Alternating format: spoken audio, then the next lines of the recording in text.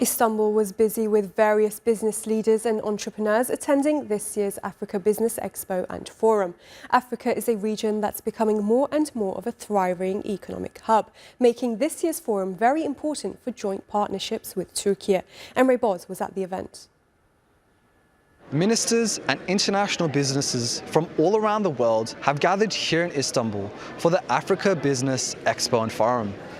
Turkish companies and international businesses want to use events like this to expand their networks and economic ties.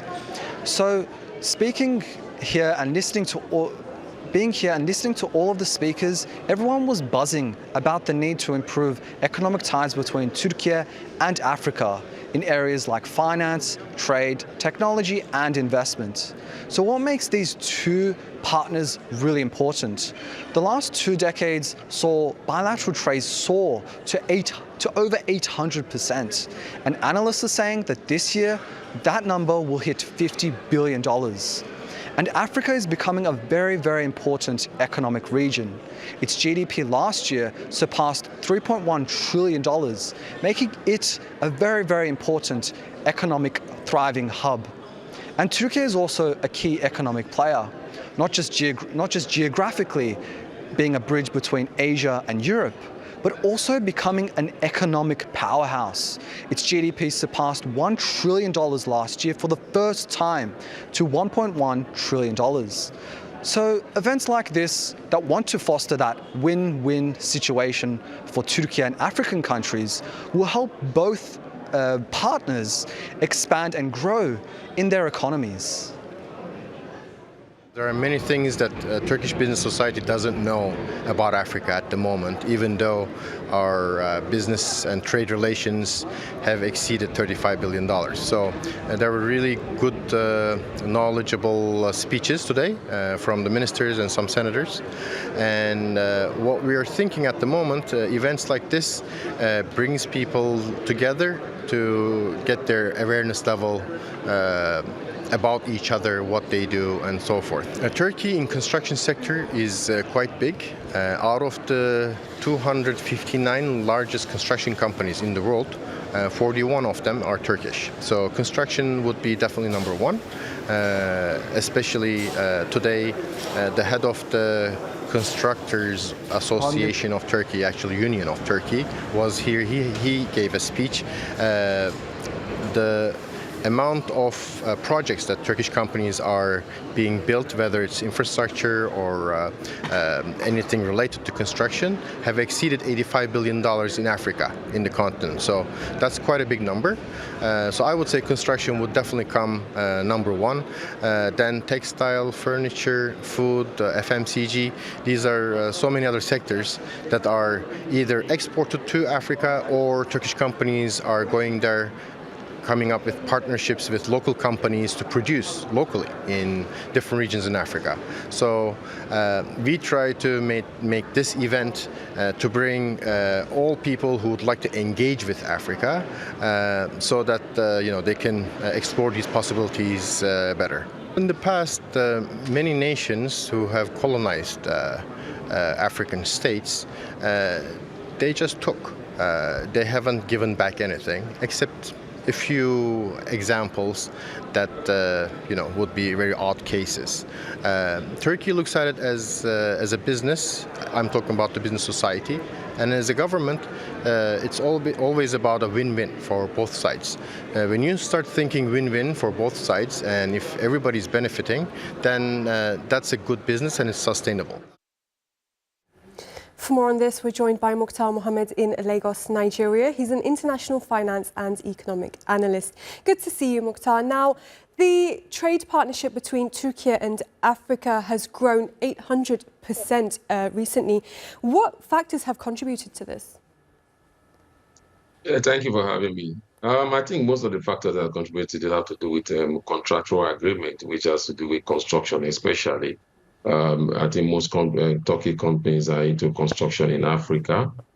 So that has done then with trade, and most of this trade are mostly aviation type of trade, largely driven by Turkey Air. So but for other big time Turkey business companies in terms of what we pride Turkey to be like in the area of vehicle manufacturing, in the area of food and agriculture, especially agro-based agriculture, in the area of machineries, in the area of transportation, trucks. We've not seen so much of that in sub-Saharan Africa, especially. And Turkey biggest partner in Africa is South Africa, where they do about 22 point something percent. When you look at in sub-Saharan Africa, which happen to be the live wire of the African economy, you see Turkey present is in Nigeria is about 2.62%, so 2.62%. So there's still a lot to be done, a lot of improvement have gone, but like I said, it's almost likely on contractual agreement. We are not seeing Turkey companies coming to set up with smaller business, which is African largely is largely driven by smaller business. We are not seeing Turkey companies taking advantage of the huge vibrancies of the African continent. As the African continent have a large numbers of youth, and these youth are involved in ICT infrastructure. So there's still a lot to be done. But like I said, they've done well. But when you look at Turkey trade partners, you talk about Germany, you talk about the UK, you talk about Italy, you talk about you talk about the United States, but you don't see so much trade between Turkey and Africa. Right, and how are local economies in both regions benefiting from these trade relationships? Well, for the locals, I think, like I said, it's not so much. You are not seeing those smaller business benefiting from Turkey's economic prosperity or bringing in their expertise, like what you see with smaller business with China. Like I said, you're talking about the vibrant sector. Let me give you an example of Nigeria. We have one of the most vibrant car manufacturing sector. We've not seen so much of the Turkey cars in Nigeria, but what we normally get from Turkey is maybe the accessory like tires, vehicle tires, but we've not seen those Turkey trucks, and the steel industry is growing in Turkey, but we are not seeing that in Africa. So I think mostly what we are seeing, like I say, is construction. Of recent, the Lagos State government or sign have an agreement with Soma, a Turkey company, to construct the second international airport in the Lekki area of Lagos State. So those are the type of agreement we normally see. We've not seen that synergy between a small SME company partner with a big company in Turkey to drive technology to Africa